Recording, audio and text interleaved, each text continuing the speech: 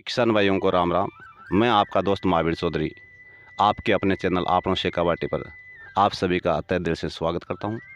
और प्यारे किसान भाइयों, आज की थंबनेल देखकर तो आप समझ गए होंगे कि एक प्रगतिशील किसान के पास में आया हूं, जिन्होंने सरकारी शिक्षक होते हुए भी खेती के क्षेत्र में बहुत ही बढ़िया तरीके से पैदावार का जो सिस्टम बना रखा है, उनसे हम बातचीत करने आए हैं। और इन्होंने क्या नवाचार किया है, सबसे पहले हम मिलते हैं मास्टर जी से और इनका परिचय जानते हैं, कहाँ के रहने वाले हैं और इस कृषि व्यवसाय में क्या कुछ इन्होंने नवाचार किया है। तो चलिए हम मिलते हैं। राम राम साहब। राम राम साहब, राम राम साहब। मैं ओम प्रकाश ओड़ा, गांव धोद, तहसील धोद, जिला सीकर का रहने वाला हूँ। सर, पैसे से आप सरकारी शिक्षक हैं? बिल्कुल। कितने साल से? 14 साल से। देखिए दोस्तों, शिक्षा क्षेत्र में 14 साल की सर्विस है इनकी, फिर भी इन्होंने अपने कृषि कार्य को बहुत ही बढ़िया ढंग से मेंटेन किया है। और अभी इन्होंने मक्का की खेती लगा रखी है। इस गर्मी के मौसम में 45 से 50 के बीच का चल रहा है, फिर भी इन्होंने अपने खेत को हरा भरा कर रखा है। तकरीबन आप मान के चलो कि 1 हेक्टेयर से आसपास में मक्का की खेती लगा रखी है इन्होंने। लेकिन मक्का ही नहीं, मक्का से पहले इन्होंने 2 फसल ले ली, जो कि हम इन्हीं से पूछेंगे कि इन्होंने ये मक्का कब लगाई थी और उससे पहले वाली जो फसल है वो कब लगाई थी। तो सर, इस प्लॉट में आपने सबसे पहले कौन सी फसल लगाई थी? सबसे पहले मैंने तरबूज और खरबूजा लगाया था। कौन से महीने में लगाए थे? फरवरी फर्स्ट में। फरवरी फर्स्ट में। हम्म। और ये जो मक्का दिख रही है, मैं कैमरामैन से कहना चाहूँगा कि आपको देखो मक्का की। सबसे पहले अपन ने फरवरी फर्स्ट में तरबूज और खरबूजा लगाया था। उसके 10 दिन बाद में, मतलब उसका जनरेशन अंकुरण होने के बाद में मक्का लगाई। और मक्का का आइडिया मेरे को इसलिए आया कि मैं बाज़ार गया था, अपने शहर सीकर पड़ता है पास में। तो सीकर में मैंने ठेले से ख़रीदना चाहा, तो ठेले वाले ने कहा कि गुरुजी 100 रुपये किलो है। फिर मेरे को आइडिया आया कि क्यों न अपन भी इस मक्का की खेती करें। स्वीट कॉर्न है ये। मक्का के अंदर वैरायटी आती है स्वीट कॉर्न, बहुत ही शानदार वैरायटी होती है, उसकी खेती है। तो आपने मतलब तकरीबन एक साथ से लगाई है। 10 दिन का गैप रखा था। फरवरी फर्स्ट में लगाई थी तरबूज और खरबूजे की, और 15 फरवरी के लगभग लगाई थी इसकी स्वीट कॉर्न की, जिसको मक्का बोलते हैं। हाँ, स्वीट कॉर्न बोलते हैं मार्केट में, और अपन यहाँ लोकल भाषा में मक्का बोलते हैं। तो सर, आपने तरबूज और खरबूजा किस समय पर बेचा था? अभी तरबूज और खरबूजा अपन ने 15 अप्रैल से लेकर 1 मई के बीच में बेचा था। और खरबूजा अभी चल रहा है। खरबूजा अभी चल रहा है। अच्छा, ऊपर आज जैसे 18 मई हो गई, 18 मई हो गई, 18 मई को हो गई ना, तो 18 मई को भी खरबूजा चल रहा है। बाकी लोगों का खरबूजा 1 मई के लगभग एंड हो गया। और अपना जो स्वीट कॉर्न की वजह से जो इस पर छाया रहती है ना, वो छाया इसका टेम्परेचर बढ़ने नहीं देती। उस वजह से खरबूजे की जो बेल होती है ना, वो टेम्परेचर में बच गई, इसलिए खरबूजे की फसल अपनी जीवित है। तो सर, मतलब ऊपर मक्का है, नीचे खरबूजा है, ऊपर मक्का है, नीचे तरबूज है। तो ये आइडिया मतलब आपने बहुत ही अच्छा लिया। और साथ ही साथ आपने तरबूज किस भाव में बेचा और कितने रुपए का बेचा, ये हमारे दर्शकों को आप बताइए। तरबूज अपना लगभग 10 रुपये किलो का निकला है, और खरबूजा 25 रुपये किलो का निकल रहा है। और आपने अब तक तरबूज कितने केजी बेचती है आपने? तरबूज 4 बीघा में थे अपने, और 4 बीघा में लगभग 300 क्विंटल तरबूज बेचते हैं, वाटरमेलन। 300 क्विंटल 4 बीघा में तरबूज इन्होंने सेल कर दिए। तो ये एक बहुत ही अचंभे वाली बात है। और सबसे बड़ी बात है कि इस फसल में इन्होंने ड्रिप इरिगेशन सिस्टम जो है वो अपना रखा है। तो पानी की भी बहुत बचत होती है इससे। और कहने का मतलब है कि कम पानी में ज़्यादा पैदावार किस प्रकार से ली जा सकती है, और पूछताछ करके बताएंगे। तो सर, अभी खरबूजा आप बेच रहे हो, ये तकरीबन कितना क्विंटल निकल गया आपके यहाँ? खरबूजा लगभग 50 क्विंटल पर बीघा के हिसाब से निकला है। 50 क्विंटल पर बीघा। और टोटल एरिया कितना है ये खरबूजा वाला? खरबूजा वाला 100 बीघा है। 1.25 बीघा। 1.25 बीघा बोले तो आपका आधा एकड़। हाँ, लगभग आधा 60 क्विंटल खरबूजा हो गया, और 20 क्विंटल 100 बीघा के अंदर स्वीट कॉर्न हो जाएगी। 20 क्विंटल मक्का हो जाएगी सवा बीघा में, और 60 क्विंटल इन्होंने खरबूजा जो सेल कर दिया। इसके अलावा स्वीट कॉर्न की सबसे बड़ी विशेषता ये है कि इसका जो हरा चारा होता है वो पशुओं के लिए बेहद उपयोगी है। अच्छा, इसीलिए आपने उस साइड में थोड़ा काट रखा है। जो बेड है आपके वो बिल्कुल खाली पड़े हैं, ऊपर से कटाई हो रखी है। दोस्तों मैं आपको दिखाना चाहूँगा, फिर भी मैं आपको बता दूं कि आम के आम और घुटलियों के दाम हमारे बुजुर्ग कहते थे, वही कहावत यहाँ चरितार्थ हो रही है। और अब बताइए सर आगे इस मक्का का और क्या उपयोग? मक्का का अगर कोई काश्तकार भाई बोना चाहे तो सबसे बड़ी बात है कि इसके अंदर गोबर की जो खाद होती है, जैविक खाद, वो बहुत ज़्यादा आवश्यकता होती है। मैंने 5 बीघा में लगभग 20 ट्रॉली गोबर की खाद डाली थी। 5 बीघा में 20 ट्राली गोबर की खाद, हाँ गली शडी जो खाद हाँ होती है। हाँ, हाँ। जो जैविक खाद होती है हाँ। ना, वो डाली। उसका ही परिणाम है कि इस टेम्परेचर के दौरान 48 डिग्री टेम्परेचर जो राजस्थान का चल रहा है, उस दौरान खेत हरा भरा है। तो सर आपने गोबर खाद के अलावा इस फसल में और क्या कुछ डाला? और ज़्यादा कुछ नहीं डाला, सिर्फ गोबर खाद और बाकी एक आधा नॉर्मल स्प्रे जो लटका होता है ना, वो करना आवश्यक होता है। ज़्यादा केमिकल यूज़ नहीं करता मैं। तो सर आपने ये मक्का, खरबूजा और तरबूज एक ही एरिया में, आपने एक ही प्लॉट में लिया है, तो खरबूजा आपका किस भाव से जा रहा है अभी? खरबूजा 25 रुपीज़ पर केजी।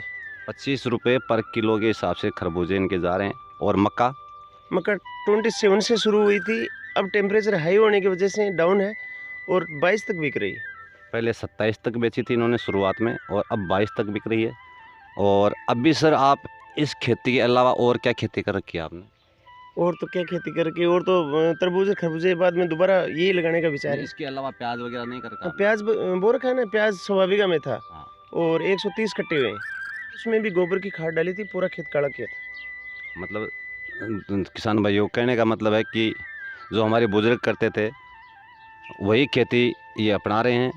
सबसे बड़ी बात तो मेरे को इनकी ये अच्छी लगी कि शिक्षा के क्षेत्र में होते हुए भी बहुत ही बढ़िया तरीके से इन्होंने खेती को मेंटेन कर रखा है, और बुज़ुर्गों की जो लाइन डली हुई है उसी को मतलब रेगुलर कर रखा है।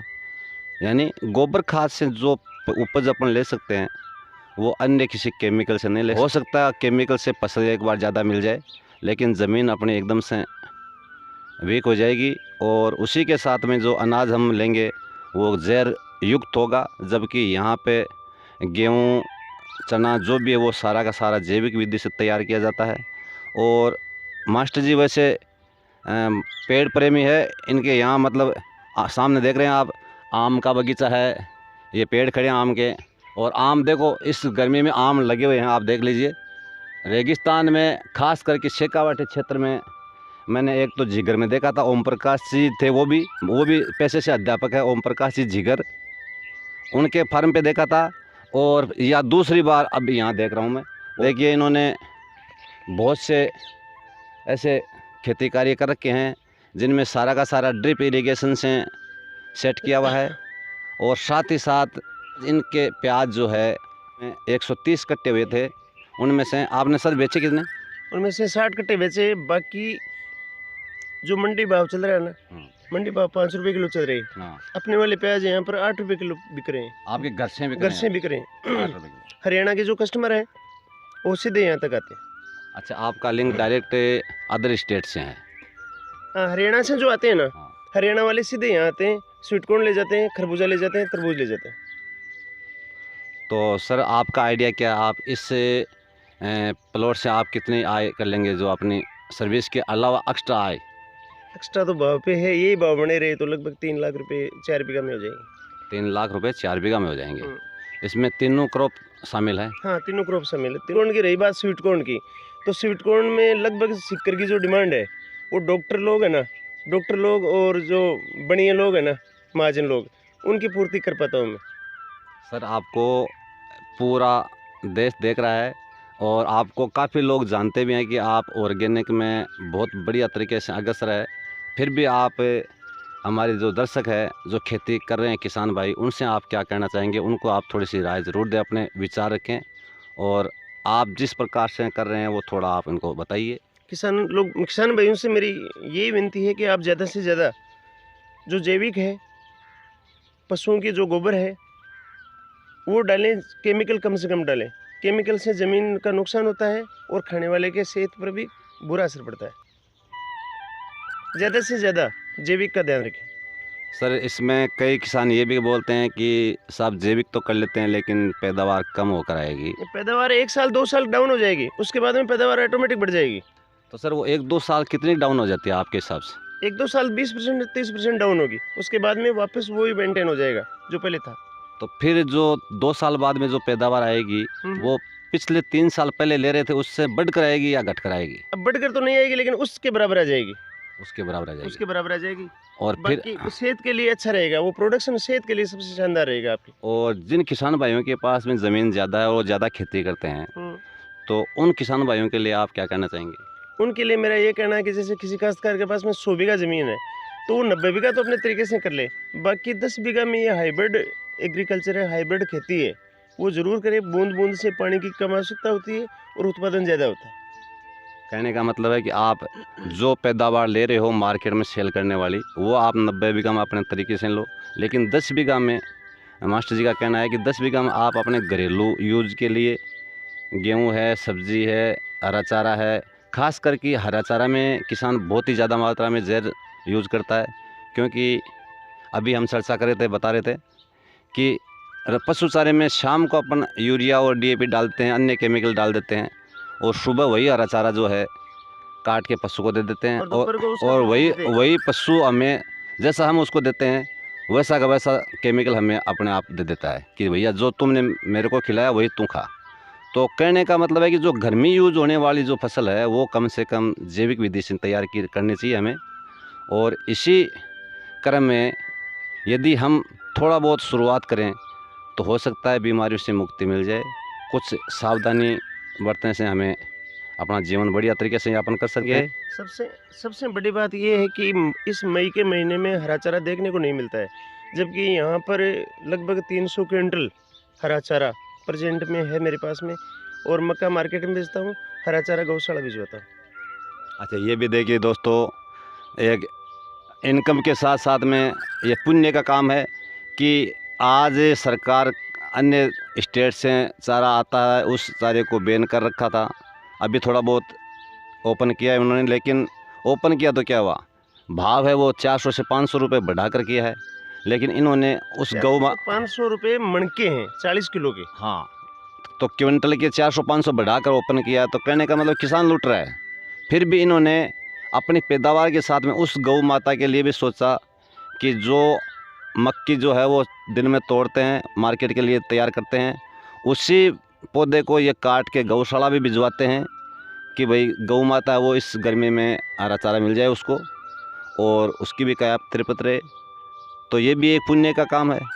सर आप एक बात और बताइए हमारे दर्शकों को, यदि मान लीजिए ये आपने मक्का बाज़ार में सेल कर रहे हैं और इस पौधे को आप अपने पशुओं को खिला रहे हैं, तो इसमें दूध में कितना प्रॉफिट होता है? दूध में हरा चारा डालने से तो 10% 20% दूध बढ़ेगा। अपन सूखा डालते हैं उससे ज़्यादा हरे से 20% दूध बढ़ेगा। इसी के साथ साथ मान लो ये मक्का में भी तो प्रोटीन की मात्रा ज़्यादा होती होगी सर? सबसे ज़्यादा प्रोटीन की मात्रा मक्का में होती है, और मार्केट में खूब डिमांड रहती है इसकी। बड़े बड़े जो शहर हैं, जयपुर है, गुड़गांव है, अपने आसपास यही बड़े शहर हैं, यहाँ पर तो इस प्रोडक्ट की पूर्ति भी नहीं हो पाती है। रिलायंस सीकर में है, तो वहाँ पर ये VIP जो फ्रूट होते हैं ना, उसके बराबर बैठता है स्वीट कॉर्न। तो साथियों, अभी पिछले दिनों मैंने एक यूट्यूब पे चैनल पे देखा था, रंगीलो झुंझुनू नाम से चैनल है, उन्होंने एक वीडियो शूट किया था विक्रम जी ने, झुंझुनू से ही। ये कृषि व्यवसाय है एक, और इसमें यूपी के लोग यहाँ झुंझुनू में आकर, सीकर में आकर खेती करते हैं और अच्छा बेनिफिट कमाते हैं, ठेके पे लेके, लीज पर लेके। तो हम उनसे कमज़ोर थोड़ी है, हमें भी कुछ अलग प्रयास करना चाहिए। और जो मास्टर साहब कह रहे हैं भाई, आज के समय में मक्का, ये बोल रहे हैं कि मैं मेन जो लोग हैं उन्हीं को भी पूर्ति नहीं कर पा रहा हूँ, तो हमें सबसे बड़ी बात है कि मक्का लगाने से हमारी जो नीचे क्रॉप है, तरबूज की है, खरबूजे की है, ये फसल तो बिल्कुल ही स्वस्थ रहेगी, क्योंकि टेम्परेचर मेंटेन रहेगा। इसके अलावा आपको एक्स्ट्रा इनकम देखो, अभी लोगों के पास में न तो तरबूज है न खरबूजा है, फिर भी यहाँ देखो आराम से चल रहा है, और आपको दिखाएंगे भी। तो आप देखिए, विश्वास कीजिए कि थोड़ा करके कीजिए। और आप यदि इनसे राय लेना चाहते हैं तो आप इनसे मिलकर यहाँ आकर राय ले सकते हैं, या फिर व्हाट्सअप नंबर पर व्हाट्सअप मैसेज करके कर सकते हैं, क्योंकि ये ड्यूटी के टाइम पे आपका फ़ोन रिसीव नहीं कर पाएंगे। और इसके अलावा यदि आप कोई राय लेना चाहें तो आप व्हाट्सअप मैसेज करके ले सकते हैं। आप अपना गांव और एरिया का नाम लिख के मैसेज कर सकते हैं। इसके बारे में आपकी पूरी मदद करेंगे। तो सर, यदि कोई किसान भाई आपसे मदद चाहता हो केवल व्हाट्सअप पर, तो आप उनसे मदद करना चाहेंगे? बिल्कुल व्हाट्सएप से ही कर पाऊँगा, बाकी मेरे पास इतना समय नहीं है कि मैं हर भाई से बात कर पाऊँ। और कि भाई व्हाट्सएप पे भी आप जैसे फ्री होते हैं तभी आप रिप्लाई दे पाएंगे शायद? नहीं, दे दूँगा, साधन पे चलता ही दे दूँगा, वो आलस्य नहीं है मेरे। अच्छा अच्छा, हाँ, तो ये आलस्य नहीं है, तभी तो ये संभव हुआ है। दूसरी बात सर, आप अपने मोबाइल नंबर ज़रूर बताएं, जो व्हाट्सअप नंबर है वो। 848432005150। एक बार सर आप हिंदी में ज़रूर बताइए। किसान 8432005150। तो किसान भाइयों से फिर निवेदन करना चाहूँगा कि आप केवल व्हाट्सएप पर मैसेज ही करें, और ये माँ साहब आपको पूरी जानकारी देंगे। ज़्यादा जैविक की ही आवश्यकता है, ज़्यादा फर्टिलाइज़र न डालें। और इसके अलावा बीज, रही बात सीड की, तो सीड में आपको व्हाट्सएप जो करेगा वो किसान भाई, उसको मैं रिप्लाई कर दूंगा। सीड मेरे पास में लगभग 10-20 किलो एनी टाइम पड़ा रहता है इसका, क्योंकि मैं एक्स्ट्रा मंगाया हुआ रखता हूँ। हो सकता है कि जिस समय मैं बुआई करूँ उस समय मार्केट में सीड अवेलेबल नहीं हो, उपलब्ध नहीं हो, तो मैं पहले से मंगाया हुआ रखता हूँ इसका। देखो किसान भाइयों, ये कितनी बड़ी समझदारी की बात है कि हम क्या करते हैं, हम जिस समय ज़रूरत होती है उसी समय जागते हैं कि भाई ये चीज़ हमें लानी है, और उस टाइम पे मार्केट में आसमान छूते हुए भाव और अवेलेबिलिटी हो या ना हो, तो ये उसका भी पहले से इलाज रखते हैं। यदि किसी भाई को ज़रूरत होगी और मार्केट में अवेलेबल नहीं है तो भी ये मदद कर देंगे, भैया यहाँ आ जाओ, आपको मैं यहाँ ड्रॉप कर दूँगा बीज। ये सबसे बड़ी बात है, जैसे पायनियर सरसों आई थी सितंबर में बोई जाती है, तो सितंबर में एक बार पायनियर आई थी, 800 रुपये लग रहे थे। उसके बाद में पायनियर के 900, 1000, 1100, 1200 रुपये में नहीं मिली। तो हो सकता है कि अपने स्वीट कॉर्न में भी ये दिक्कत आ जाए, इसलिए स्टॉक रखता हूँ मैं। ठीक है सर, बहुत बहुत धन्यवाद, आपने टाइम दिया। और अब मैं आप भाइयों, किसान भाइयों को इनका प्लॉट दिखाता हूँ, चलिए। धन्यवाद।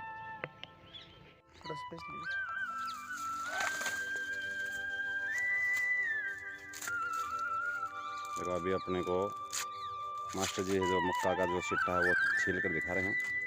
इसमें अपन दाने भी देखेंगे, क्वालिटी देखेंगे, और जैविक का और केमिकल का जो इसकी सबसे बड़ी विशेषता ये है कि बिल्कुल खाली जगह नहीं मिलती इसमें, गैप नहीं मिलेगा आपको, बिल्कुल गैप नहीं मिलेगा। नीचे से लेकर ऊपर तक लाइन से मक्का मिलेगी आपको, चाहे कोई सा भी सिट्टा तोड़ हाँ, दो। कोई सा ही, 1 से लेकर 100 तक कोई सा ही तोड़ लो, सभी में ये मिलेगा आपको। अच्छा सर, हमने सुना है कि आप मतलब अपना जो कोई होम डिलीवरी भी देते हो? नहीं, होम डिलीवरी पॉसिबल नहीं है मेरे लिए। नहीं, जैसे मान लो सुना हमने कि कहीं कहीं आप देते हो। हाँ, कोई अपना आदमी हो तो उसके लिए भिजवा देते हैं। हाँ। कोई साधन जाता तो भिजवा देते हैं। अच्छा। देख रहे हैं, ये मास्टर जी के फार्म पर अभी इनकी लास्ट तुड़ाई चल रही है, जो कि ये मार्केट में जाएंगे। और हमने इनको टेस्ट भी किया था, बहुत ही अच्छी मिठास के साथ हैं, क्योंकि ऑर्गेनिक के कोई भी प्रोडक्शन हो, उसका मिठास और स्वाद जो वर्षों पहले अपने बुजुर्ग जो बिना जहर की खेती करते थे, वैसा का वैसा स्वाद इनका मालूम चलता है। और अभी इनके पास में जो ये लास्ट तुड़ाई है, इसके अंदर तकरीबन मान के चलो कि आप 5 से 6 क्विंटल के आसपास खरबूजा होगा ये, क्योंकि ये लास्ट स्टेज आ गई। और जो आप देख रहे हैं ये तुड़ाई चालू है, और तुड़ाई के वक्त हमने इनसे रिक्वेस्ट की तो मास्टर जी ने हमें टाइम दिया। और आप देख रहे हैं मक्का भी अभी इस टाइम पर बढ़िया तरीके से है। और सबसे बड़ी बात मेरे को ये लगी कि मक्का भी इनकी बहुत ही स्वादिष्ट है।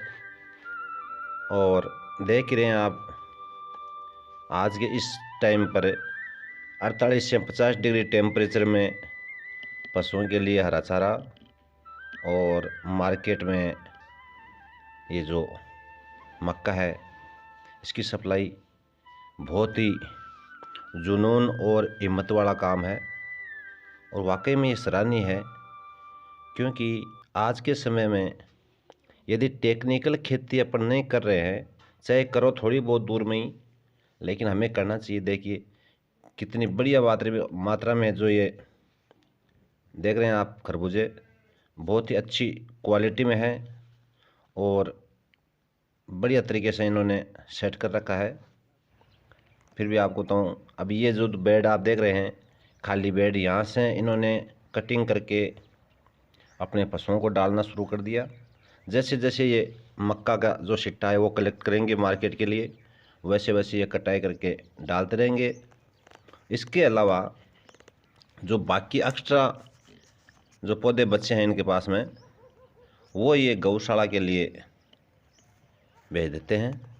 तो आप देख रहे हैं ये भी एक पुण्य का काम है, क्योंकि आज इस समय पशु चारे की दिक्कत होने की वजह से गौशाला में यदि हरा चारा जाता है तो उस गौ माता की आशीष भी फार्मर को मिलती है। तो प्यारे किसान भाइयों, कहने का मतलब ये है कि आज माठ साहब ने जो करके दिखाया है वाकई में सराहनीय कदम है।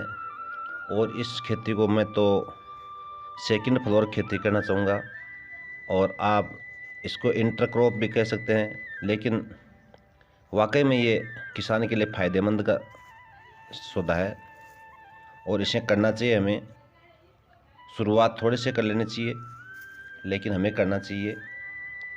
और सबसे बड़ी बात इसमें देखने को ये मिली कि केमिकल बहुत ही यूज कम किया गया है।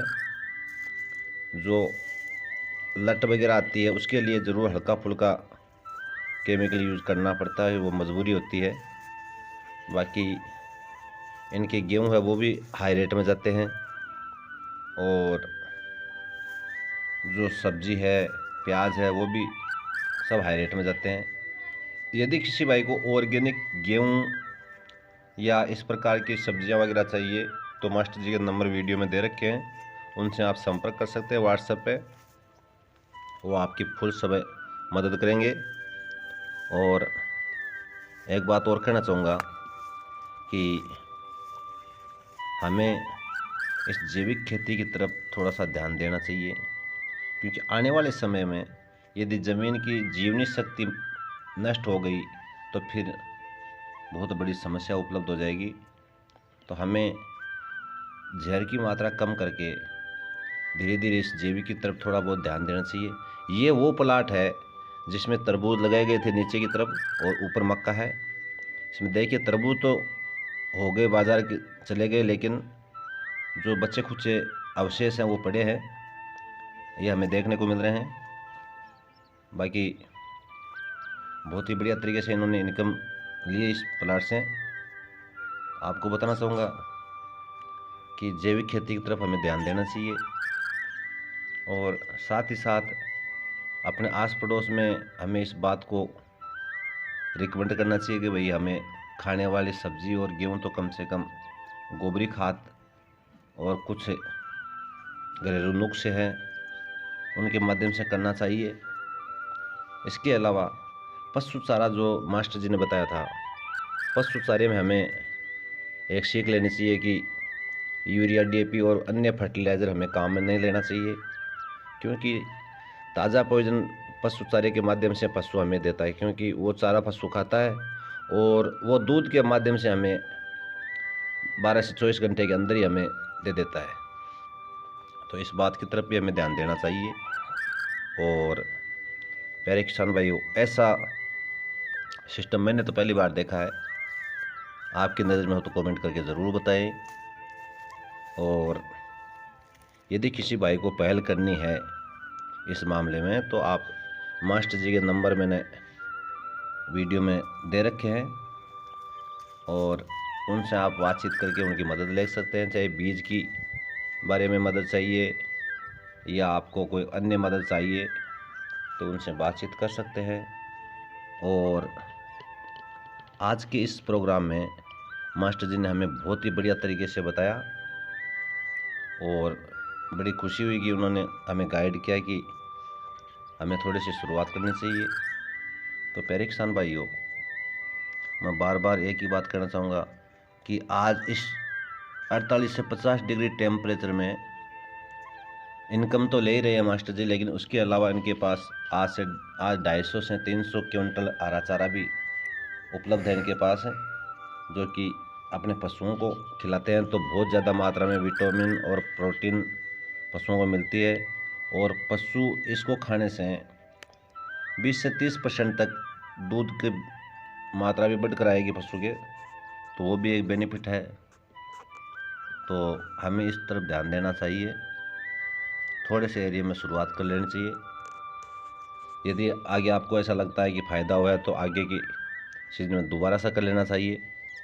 और मास्टर जी तो अभी भी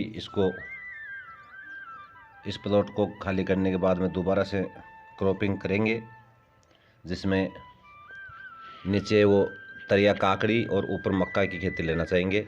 ऐसा उन्होंने हमें सजेस्ट किया है कि ऐसा करना चाहिए इस समय, तो हमें इस ओर ध्यान देना चाहिए। और प्यारे किसान भाइयों, आज के इस वीडियो में हमारे द्वारा आपके सामने जो जानकारी दी गई है, ये आपको कैसी लगी है कमेंट करके ज़रूर बताएं। और आपके आसपास में यदि ऐसा कोई सिस्टम अवेलेबल है तो आप हमें कमेंट ज़रूर कीजिए। और वीडियो आपको अच्छा लगा है तो वीडियो को शेयर कीजिए, लाइक कीजिए। चैनल पर पहली बार है, अभी तक चैनल को सब्सक्राइब नहीं किया है, तो आगे भी हम नई नई जानकारी देते रहेंगे, इसके लिए आप चैनल को सब्सक्राइब कर लीजिए। और फिर मिलेंगे एक नई जानकारी और नई वीडियो के साथ। तब तक के लिए अलविदा। जय जवान जय किसान, बहुत बहुत धन्यवाद।